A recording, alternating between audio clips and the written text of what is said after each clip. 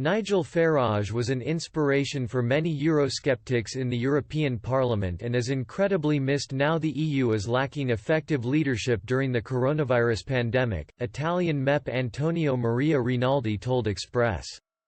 The coronavirus pandemic is likely to lead to a significant recession throughout Europe, with all countries spending more money than they can generate.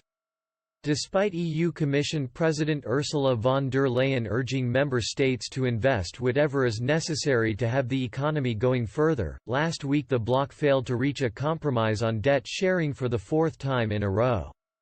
9 EU countries – Spain, Italy, France, Belgium, Luxembourg, Ireland, Portugal, Greece and Slovenia – are urging Brussels to issue Eurobonds, otherwise called Corona bonds, a common debt instrument aimed at raising funds on the market.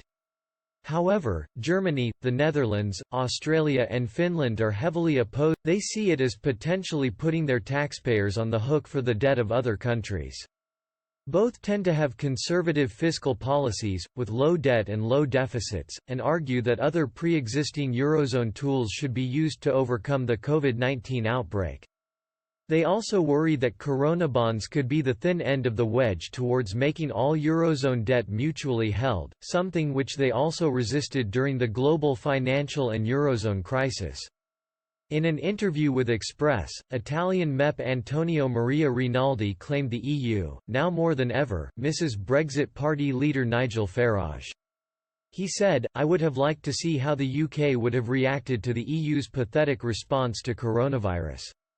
Brussels is doing I miss Nigel Farage. Many do. We miss his speeches, which were fire and brimstone. They always spoke the truth and I always admired him for that. It took him more than 2 decades, but on January 31, Mr. Farage achieved what he went into politics to do."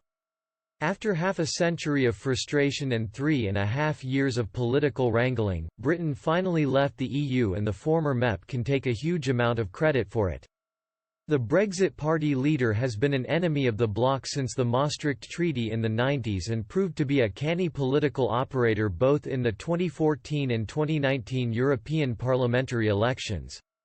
While his career as an MEP is over, Mr. Farage is not planning on giving up politics yet.